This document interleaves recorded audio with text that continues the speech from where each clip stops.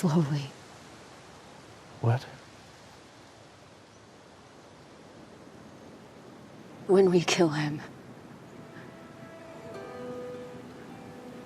we kill him slowly. Welcome to the official podcast for the HBO original series, The Last of Us. Season 2 is here, and suffice to say, I'm very excited to be back as your host. I'm Troy Baker, and I play Joel in The Last of Us video games, but joining me as always are the creators, the writers, executive producers, and showrunners of the HBO series, Craig Mazin. Hello. And Neil Druckmann. Hi. So, we're going to continue what we did for season 1. Each week we'll break down the latest episode of The Last of Us, getting into the what, why, and how, unpacking and no doubt processing all of it. So I want to warn listeners, these will be very spoiler-heavy conversations, so please, by all means, watch the episode first, and then you can come back and join us for the rest of the conversation.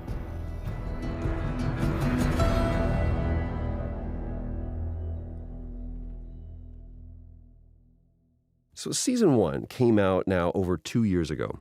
Now you go into season 2 and you have the burden of that success on here. Yeah. How do you meet that challenge? Well, I mean, I will say season 1, I'm just going to be fully transparent.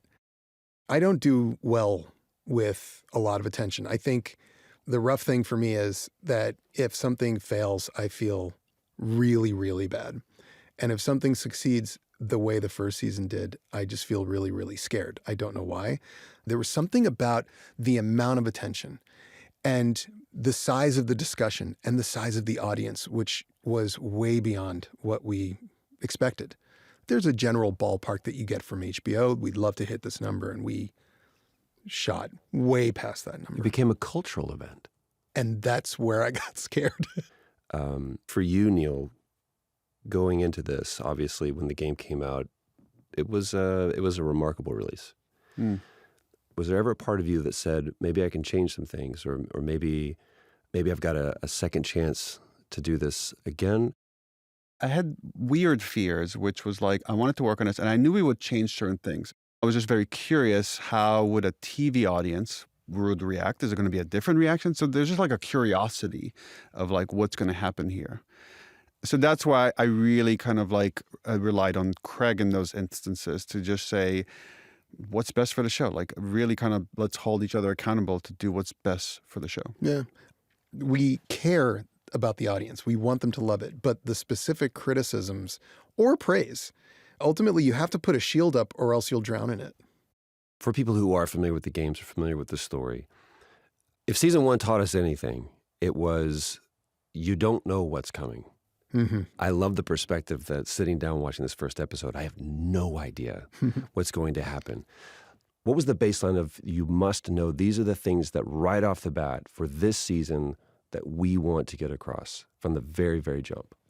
For me, the most important thing was to establish a new reality for Joel and Ellie. It's been 5 years. She is older. She is different. She is more independent. And Joel is older too and has settled into this interesting kind of mentorship life. He's become a pillar of this community that he, initially was sort of at odds with. And the two of them are operating in a world of safety and security and confidence. Jackson is safe. The way that they're interacting with infected is different. They feel more like hunters now than victims or people who are quarry. So that and introducing the new realities for Tommy and Maria and their child, who was in Maria's belly in season 1, and here he is running around as a 5-year-old, and meeting new people that are incredibly important to the story, Dina and Jesse. And of course, there is that moment with this absolutely new character named Abby and all the people she's with. All those things are important to get across here because, as anybody that watches The Last of Us knows, whatever reality and whatever certainty we create, we're probably going to kick it around a bit before you know it. All right, let's get into episode 1 of season 2, which you, Craig, wrote and directed, titled Future Days. Future Days is a song by Pearl Jam that in the game, Joel plays for Ellie. And we should say that some astute observers may have an issue with it. Yeah. So let's just go ahead and rip the scab off on what I think is going to be a lot of commentary. Future Days, that song didn't exist in 2003 when the world ended. And Neil and I had, a solid conversation and arrived at the following conclusion. We didn't give a shit because it is an important song to the story. And thematically, it's incredibly important because Joel is trying to figure out what his future is with Ellie, and Ellie is trying to figure out what her future is as herself, not as someone's kid. And where they're heading into the future, which we accelerate them into 5 years later, they have arrived at Future Days. It is, in fact, the past that is the anchor that is still holding them back. Swear to me that everything you said about the Fireflies is true.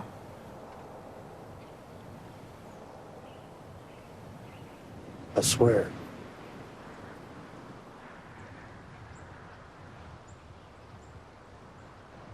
Okay.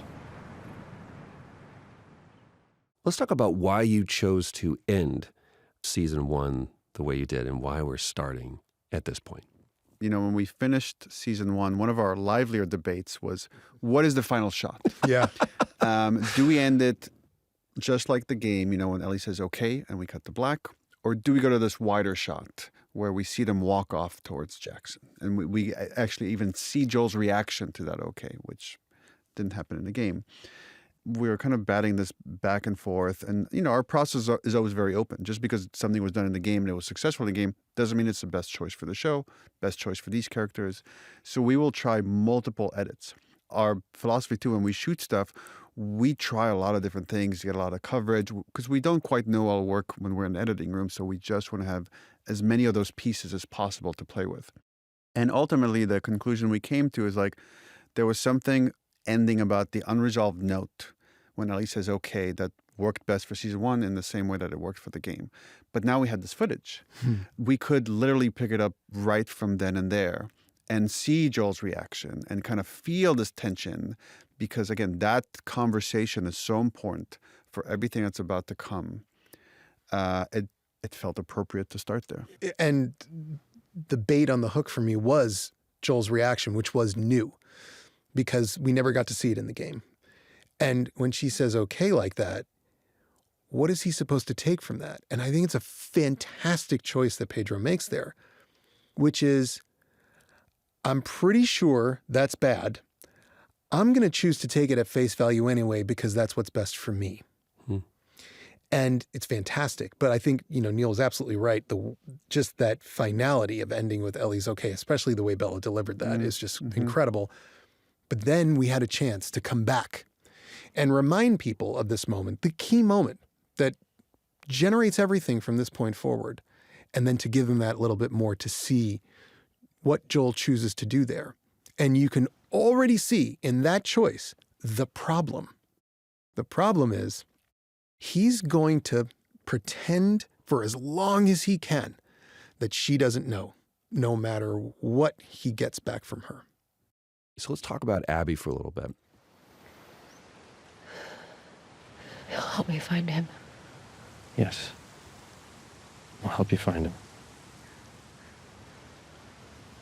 And we'll help you kill him.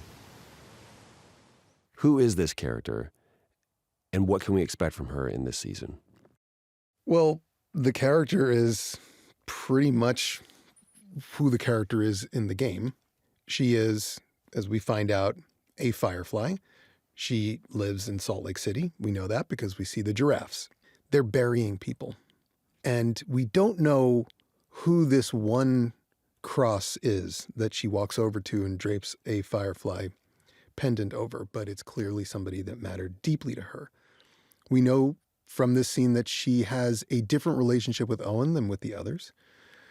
We know that she is angry and she doesn't care about circumstances. She doesn't want to hear what you can't do or why you can't do it. She is already fixated on one thing no matter what. She wants to kill Joel for what he's done. And we know what he's done. We saw it. And you can feel from the very beginning that even the person that she's closest with here, Owen, they're not like her. They've all been through this, but there's something different about her. She is operating in a place that is much more intense than them. Abby was a very crucial character to introduce in the game. And obviously, Neil, you were very diligent in how you wanted to introduce that character, how she was being presented in the story. What was that conversation like between you going, hey, here's what we did, here's what we found worked, but we have an opportunity to explore something else? The fact that Abby is a firefly is something we withheld in the game for a very, very long time, and it comes in much later in the story. But here, we just decided to reveal it very early and to just lean into it and show who she is, because, again, it wasn't a huge surprise. So those are the kinds of conversations we're having about where should certain things go, and then where should certain things be expanded. What else can we learn about these characters? Is there any opportunities to dig deeper and find out more of who they are and what makes them tick? Abby and how we introduce her and the context we put her in this season, right off the bat. It's the first new scene, really, that we see after Joel and Ellie walk towards Jackson, is something that we talked about a lot. And part of it was the way she's introduced in the game is through you playing her. And that experience is why the way I think you guys structured the information release worked so well. Because you are somebody and it's a mystery, but who am I? Why am I here? What do I want? And why do I want it? But you're occupying her. We don't do that on the show. And so it felt like, okay, maybe the information delivery system should be different here because we don't have that opportunity to be a person. When you're playing as the character, you have this immediate empathy towards them. Like, you don't have to have as much quote unquote writing or drama or show as much relationships. That is more of like the fuel for how the game moves forward. We don't have that, so then we have to rely on other things. Yeah, that's a great point. Let's talk about Caitlin Deaver. What drew you to Caitlin as the choice for Abby? Caitlin was involved in the world of The Last of Us going back many years when it was going to be a movie. Ended up not happening, but she was in the running to play Ellie. And then, when we made the show in season 1, she kind of aged out of that role, so it wasn't really a consideration. But then when we thought about the season and her name came up and we started discussing it, Caitlin is so talented, and I had the privilege of working with her a little bit on Uncharted 4 video game. It was very easy to just close your eyes and see her as this character and see that, because this character, going back to what Craig was saying earlier, just has this drive, this passion, this intensity, this intense pursuit of justice, and has to be like extremely vulnerable at the same time and have all these other facets that we haven't even seen yet. It didn't take much imagination to view her in that role. Not to draw too much of a comparison, but Abby is quite different in the game physically. She's tall, large, imposing. She works out, you could say. When we see her, she's not that. So let's talk about that decision. Well, we didn't feel like we were obliged to fully represent the same body shape that Abby has. There is a power that Abby gives you in the game as you're playing her. And as Neil said something that was so interesting to me as a game designer that I didn't really think about much as a player, I just experienced it, which is that when you're playing somebody and you then shift over and play somebody else, they need to have different methods of different physicality. Different ways to attack, different ways. So when you're Joel, you feel one way. When you're Ellie, you feel different. And you play differently. You're more scared because you're smaller and you don't quite have the Joelness about you. And it was smart to make Abby different in that play style than, say, Ellie. But again, we don't have gameplay. So to me, the key was to find a certain ferocity and a relentlessness. And I think you'll see some of that as the season goes on and certainly as we go forward with the show. Let's talk about where we find Ellie. Yeah. Boom, motherfucker. First of all, okay means stop. Sorry, I was in the moment.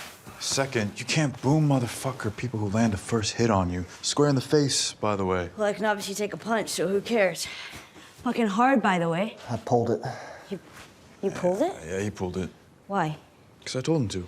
Why? Otherwise, he would have knocked you out. And I don't want to have to explain that to Joel. Don't do that again. This fight that we see where she ends with a bloody nose but a smile on her face. She says something very important at the end there. The look on Ellie's face, where all that kind of fun, I'm one of these, guys doing this stuff, just gone. I'm not Joel's girl. And it was important for us to show this fight because we wanted to explore how somebody who is Bella's size fights. Because Bella has aged, but she's not getting taller. And the world is full of people that are bigger than her. And so we did a lot of research and looking around, and it seemed like jiu-jitsu was the way to go. And I watched videos of small people taking down big people, and it's kind of incredible. And they do it the way she did it there. And that's what they're training her to do. And I think it's amazing, the idea that Ellie is like, I know my size. Teach me how to do violence to people that are bigger than me because I want to be effective in this world on my own. I don't want somebody coming to save me every time. I want to be able to take these people down. And we also get a hint that she's not necessarily fully in control of it because when she's in that moment and she's got his arm and he's tapping out, she's somewhere else. Mm-hmm. Her approach to violence is different from Joel's. Yeah. Where Joel is like, he's good at it, but he doesn't like it. He doesn't get any joy out of it. It's a very pragmatic solution to a horrible world. There's a thrill that Ellie has, and she seeks it. It's why she wants to go on patrols. It's why she could have a different job at Jackson, but she's purposefully going after putting herself in situations where she will have to use violence. Like, it's almost like there's something that's missing from her life if she doesn't have it. It's fascinating to see how Ellie finds her purpose in fighting. That's where she feels effective. That's where she feels like she's her own person. And I think a lot of this is about separation. And when you separate from the adult that has taken care of you and raised you, you want to figure out how you're an adult. And adults are effective at things. Ellie is not like Joel. Joel builds. Ellie doesn't build stuff. She doesn't do construction. But Ellie can do violence. And she does it right here. And then in the next scene we see her, she's blowing the head off a clicker as Tommy teaches her. And her reaction when that head explodes is, oh, it's a delight because those things are dangerous animals. They're free to kill. Yeah, it's another way to get control in this unpredictable world. Yeah. If you're more powerful, and again, this violence, this martial arts that she's studying, it allows her to have more power in this world and thereby have more control over her life. Another new character is, oddly enough, Jackson. Yeah. This is a character in the show. Like, it's a fully functioning city, and we see the community that's built up from where we were. We talk a lot about community, and that word is going to come up more than a few times because that is what Jackson is. It is the only community that I can think of that we've shown, for certainly is, that's functional. It may be the only functional community at all in the world. We don't know because beyond the borders of where we've traveled is a bit invisible to us. But Jackson is functioning. It is taking in refugees. Joel and Tommy are working on renovating some of the houses that weren't livable so that they can house more people, so they can grow. This is what humans do in success. This is what was going on back in the hunter-gatherer days. They began, a little small thing becomes London one day. And that's what's happening here. There is a power to that. There is a security to that. There is also a danger that you become a little complacent. You think you've figured it out. It's been 5 years.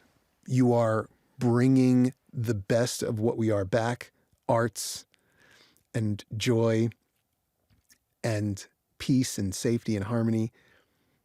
But don't overestimate your place in this world. I think last season we talked about how wide is humanity.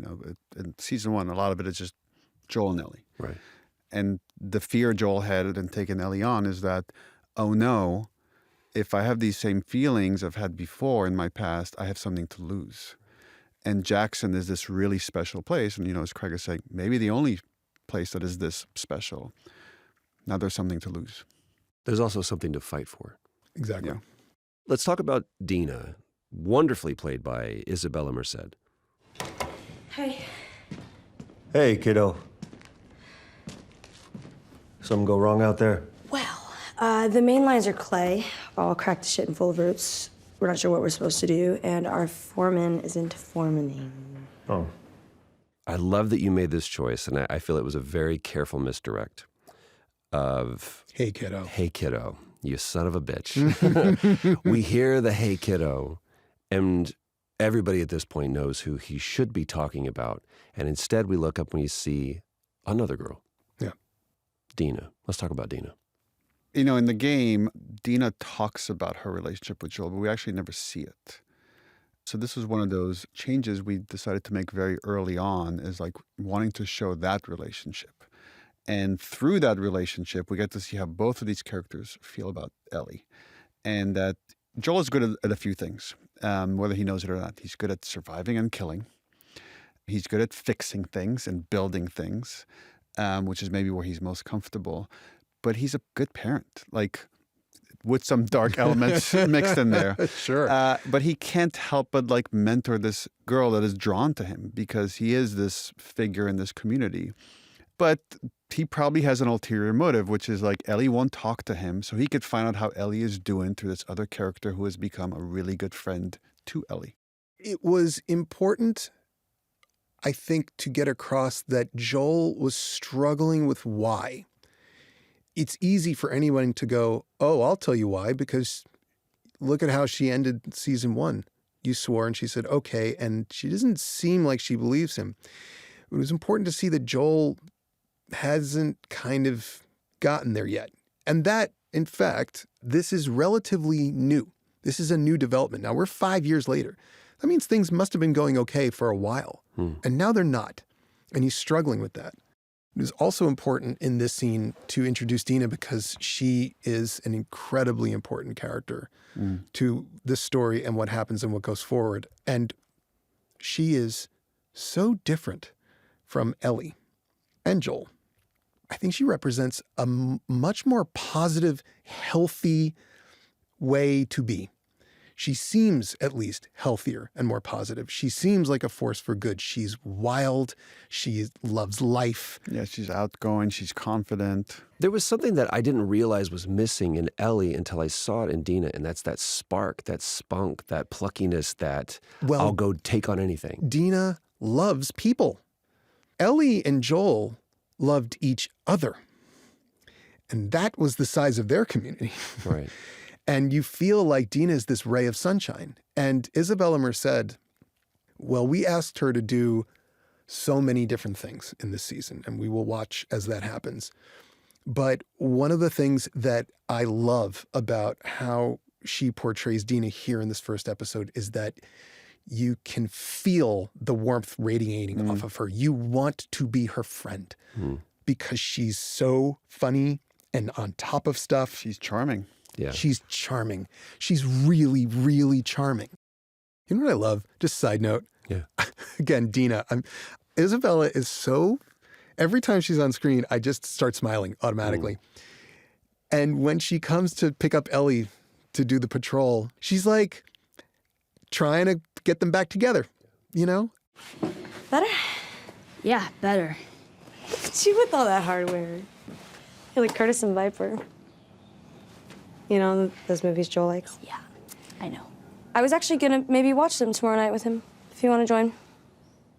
It's sort of sweet and lovely and doesn't work.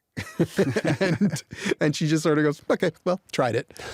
I love watching those two together. Yeah. Bella and Isabella, It's one of those gambles, you know, when we first cast her, like you're hoping, you're praying that the chemistry will be there, they'll get along. And so to see it come to fruition like that. That was the first day of shooting. was the scene where she comes to pick her up to go on patrol. And I was, 5 seconds into take one, and we're going to be fine. We're going to be okay. We're going to be more than fine. These two, amazing. Another character we get to see is the character of Gail, played brilliantly by Catherine O'Hara. Didn't know psychiatrists were allowed to drink in these things. Psychotherapist. Psychiatrists are the pill ones. And no, we're not allowed to drink in these things, but I woke up this morning feeling sad. I am a big believer in the Vince Gilligan theory that comic actors make the best dramatic actors. So when Vince makes Breaking Bad, he casts Bryan Cranston. Sitcom dad, guess what? Incredible actor. There is a depth of humanity to funny people that is often discounted or overlooked. And Catherine O'Hara has done dramatic roles before, not too many, mostly comedic roles because she's so brilliantly funny. And she's pretty funny in this one too. But there is a depth and soul to her that is so obvious, to me at least, and informs why she's funny. She is iconic and always comes across as knowing. If I may say one other thing about Catherine O'Hara, this is the thing the viewer will never see, but it's like when we say cut and she's just there hanging out, she's kind and generous and is just there to play and try things and just throw herself at this role. What is this, our 5th session? Are you just gonna keep grouching on like this every time? Aren't you supposed to be validating me or something? Oh, yeah, actually I am. But I'm not gonna do it anymore. This was a scene that actually has its roots in season 1. I wrote a version of this for the first episode where we see Joel talking to a therapist, and it didn't fit in. It also felt a little bit off track from getting to Ellie. It was just delaying getting to Ellie, which was really important to us. But it was good, actually. It was a good thing that we didn't do it in season 1 because there's more subtext now to discuss. And I love characters that lie. I think that is one of the basic human actions. We don't give it enough credit because we do it all the time. The idea of lying or obscuring or holding back or concealing, even in a session with a therapist, a job that would be extraordinarily useful in a barter system in the post-apocalypse where everyone has suffered, everyone has been traumatized. And Gail is not just a therapist. She's good. She's really smart. And she's also brave because she's doing something in the scene that is scary, in part because she needs to, because she herself has been traumatized, and in part because she needs to demonstrate by example. Say the thing you're afraid to say. I can help you. Say it out loud, no matter what it is, no matter how bad. I promise I will help.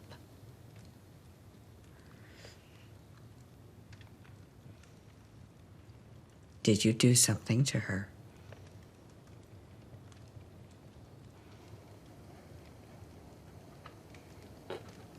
Did you hurt her? Then what? What did you do? Joel's emotions are connected to Ellie. What he is struggling with is the fact that she's pulling away from him, and he doesn't, or at least he claims to not know why. And we can see this. I mean, part of this episode is a little bit of a mystery. What is going on with the two of them? Right. Exactly. Because it's bad. And he's struggling with it. He's asking Dina. He's asking his therapist. What he's terrified of is that the rift is because she knows or has figured out what he did. But when you see him stand up and say, I saved her, what's clear is he has no regrets about what he did. There's that one very tenuous moment where Gail has to ask the question that any therapist, or really the burning question is, did you hurt her? Right. And the look that Pedro gives at that is such a beautiful, it's like, no, like I can't even imagine that. And the fact that you would even have to ask me that, there's such a wound there, and that's not what it is. Can you please say it for me, because I can't say it. And I love that Gail puts his feet to the fire and says, you have to be the one that says it. Pedro has these almost invisible changes and choices that, because they're almost invisible, they're extraordinarily visible. The way he goes from guilt to resolution in a moment, the way he goes from I'm trapped and I'm like a little child who has to face up to what I've done to I am indomitable and I'm leaving, is remarkable. And sometimes when I'm directing and I have a situation like that, where I've just got two great actors facing off it's like an action scene as far as I'm concerned. Emotional action scene. An emotional action scene, I always say it's like driving a Ferrari. I mean, I come in there and I mostly just clarify some subtext things that might, not popped out. And then I get the hell out of the way.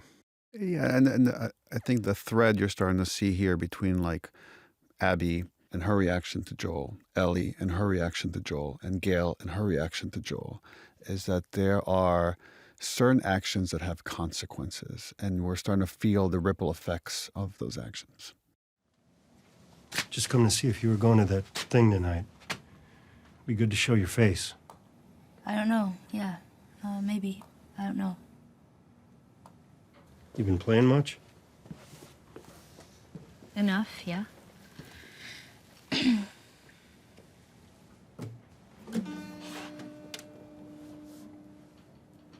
Strings are shot. Well, I'll put some new ones on for you. Oh, you don't have to do that. Get it back tomorrow. Things have happened between Joel and Ellie walking down the mountain towards Jackson at the end of season 1 and where we are now. A lot of things have happened. There are ghosts of mistakes in history past that we are going to unfold and we are going to discover. But where we are here is heartbreaking, because that guitar clearly means something. And the way it's on the floor, I can't tell you how much time I spent adjusting the clothing and the angle of the guitar and where the guitar would be and how it would be lying there and how much dust would be on it. It's a carelessness. It is a discarding of something that sticks in Joel's chest like a knife. And he does his very best to not explode or do anything. He just walks over, shoves all of his feelings down into a little ball, tells her she'll get it back the next day. He's going to put some new strings on it, pretends that he's just caring for the guitar. She knows. The second he sees it there, she knows that she's blown it. And also seemingly doesn't care. That's the depth of what's going on here. And how we got there and how it gets resolved is yet to come. We saw this in the trailer, and it's one of my favorite shots, actually, from the game that I was glad to see incorporated into this episode, which is the dance. Yeah. It's the calm before, of course, the storm is coming. Otherwise, this is just a wonderful rom-com that, it takes place It's not a bad idea, actually. Right. It'd be a lot cheaper Just to do. turn down the drama and the action. We have this beautiful moment of the community coming together and celebrating, ringing in the new year. The community. But there's Ellie alone. Alone. And that is, that's a shot. There are shots where, as I'm playing the game, it's not that I take notes, it just emotionally, they thumbprint on you. Like, this is where, in making a television show, a shot like that lasts about 2 seconds or so. The number of meetings and the amount of work put in and the set design and how those lights would be strung and how we would shoot it. And then Ksenia Sereda, our brilliant cinematographer, one of my favorite moments of her work was that the shot was sort of set up to be on this little crane, which we had wheeled into the doorway of this church. And it just wasn't quite perfect like the game. I just wanted to... And she was very patient. And then she was like, in her very Ksenia way, take the camera off the crane, please. And then she put it on her shoulders and she just did it herself by hand. And it was flawless. It's so beautiful, and that's one of those things where when the game and the show overlap like that, it's glorious, and I think it also helps enhance where the game and the show separate. Because you know it's going to come back. We don't wander away and never come back. We're always tied to that experience, which I think is great. I'll try not to do this too much on this podcast, but that's one of those moments. I mean, I wasn't there for the filming of that, but I saw it right afterwards. And you just get emotional because you could feel the love that people had for the source material. Since season 1 came out, people have asked me like, oh, what's the secret sauce to make it an adaptation that works? Now I know, having finished season 1, which is like find someone that loves it as much as you do. Mm-hmm. Which that's Craig Mazin, and that's Ksenia is one of those people who's played the game and loves it so much. It's in her bones. Like she knows the game inside out. So when it's trying to capture something almost identically, it's not quite the same shot. It feels like the same shot. It feels like the same shot. And all the work, again, for the set design, for like the extras that are there, again, trying to capture this moment. So much work goes into something that feels simple when you're viewing it. I feel something that the rest of Naughty Dog, the studio that made the game, feels, which is like a respect and love for the source material that can only come if you really cared about it and appreciated it. Our love extends beyond the visual here. We're also listening to music that is being played by a band named Crooked Still, which is the music that plays in the game. One other fun note here, when we made the game, I wanted there to be a band. But, when you make a game, every character you make, you have to model them. You have to, model them from scratch. So it's actually really expensive to add new characters. And we're just running out of time. So we couldn't make a band playing this music. So we just had a record player that's playing on some speakers, some AV system. Here, we brought Crooked Still, are the ones playing there. And they're sitting there with Gustavo Santaolalla, our composer. Who's playing along with them as part of the band. Brittany and the Jug Boys is their name in the show. I think it's a fantastic name. But it was wonderful to work with them, and it just made the whole thing just so much, truer. We talk about how much love is being put on display, not only with the source material and the writing, even the camera shot. And this seeming love between Ellie and Dina. And now we get to see how some people in the community feel about that. Seth. Good old Seth. I'll say this. We're going to get a little deeper into Seth. Seth had a moment in the game that was important. And in our world, which stopped at 2003 in terms of its social progress and development, there was simply not the acceptance of gay people or lesbian people or anybody on that flag. And Seth comes from that world, clearly. We'll find out who he was and where he came from. But it was important to not pretend that the people in this world would necessarily be in a 2024 mindset about, say, queer people. Not only that, but I think it's important to point out that even within this small community, there is still dissent. Yes. And it is something that we want people to feel our characters carrying with them. Ellie carries this with her. She knows how people feel. Who she is and even how Joel understands it and how he comes to understand it is yet to be understood. And then there's the question of Dina. What is Dina doing? And I remember getting to that moment and loving it and also being like, is this real? She says, I'm high. I smoked a lot. Well, is it real? Yeah, there's a lot of really beautiful stuff that's happening in that moment, which is like Ellie's insecurity. Yeah. Ellie's feeling like she's not worthy of someone like Dina. And then, there's Joel who's hanging in the sidelines. He's trying his best to give Ellie the space that she's wanted, but he's controlling her from afar. And we get to hear that from some of the conversations she's having with Jesse. And then he can't help himself. When the Seth moment happens, the dad part of his brain just completely takes over and he's got to act. And he acts the way that he knows how he's learned in this world, which is violently. Get the hell out of here. Seth, let's take a walk. Come on, let's go. Are you okay? What is wrong with you?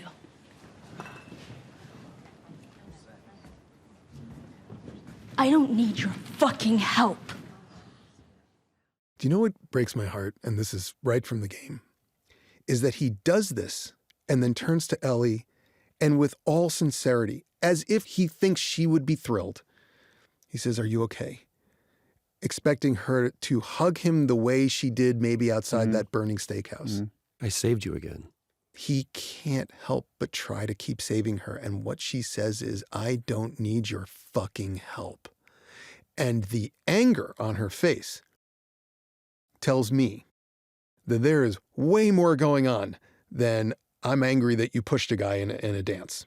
And what that is, we will come to understand. We didn't talk about the conversation Ellie's having with Tommy, and right, clearly people are aware there's something going on between Ellie and Joel, but it's like under the surface, and now it's explicit. And now I think the humiliation is like, I've just made it worse.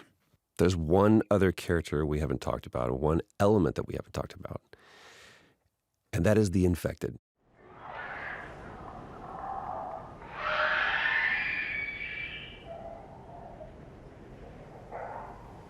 Okay, so one-on-one. I've done that before.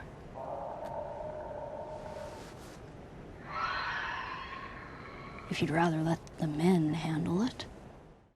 Ellie has killed a clicker with a knife to the neck in Kansas City, and she's getting real good at killing clickers with a knife to the neck here. So is Dina. They are not afraid. But this is where Ellie wants to make a choice. When Dina questions it, Ellie says, "If you'd rather let the men handle it."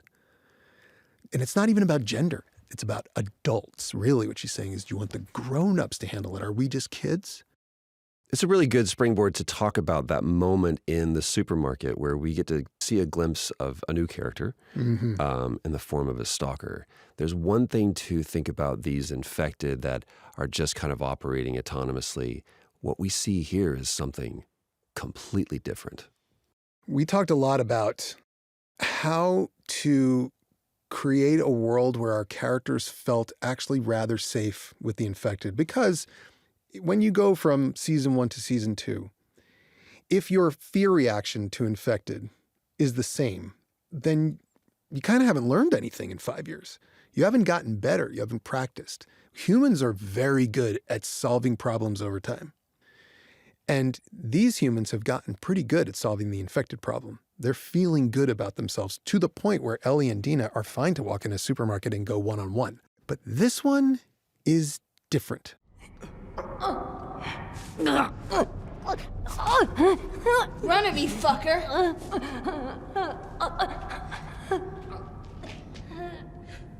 Run at me! And the stalker, of course, is an evolution character in the game. And we kind of wanted to spotlight the fact that they think, which is a huge problem. It is terrifying, even the way they sound. That sadness, there's a humanity in there still. There is more brain left in them. But they're also like, how they sound is they're quiet. Yes, and then they're quiet. They run away, which is like they've never seen anything like this Exactly. before. Like she says, they plan, they stalk.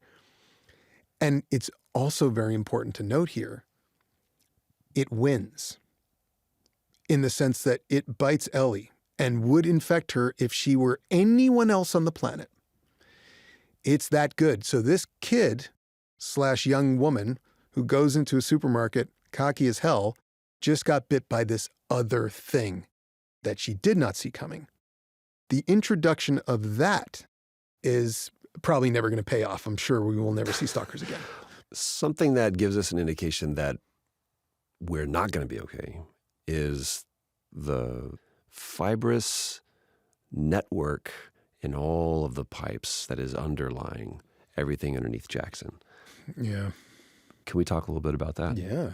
What we liked about this was that it was the progress that caused the problem, that these pipes underground that had been there dormant for 5 years, that cordyceps had gotten into, nobody's touching them. Nobody knows it's there. But when you are humans and you want to expand, you cannot expand without an expense that nature has to pay. And now we see it. If you don't fix those houses, If you don't break those pipes, if you don't pull out the weeds, no problem. But they have, and they don't realize it yet. And Actions have consequences. Actions have consequences. We'll leave the conversation there for now. Thank you, as always, for joining me, Craig, and also Neil, and most importantly, you, our listener, for joining us this week. This has been the official podcast for the HBO original series, The Last of Us. Our senior producer is Emmanuel Hapsis, our producer is Elliot Adler, and Darby Maloney is the editor. This episode was mixed by Raj Makija. Our executive producers are Gabrielle Lewis and Barry Finkel. Special thanks to Becky Rowe, Allison Cohen, Aaron Kelly, and Kenya Reyes from the Max podcast team. Production music is courtesy of HBO, and you can watch episodes of The Last of Us on Max. Make sure to join us next week as we talk through Season 2, Episode 2. Until then, no matter what, you keep finding something to fight for.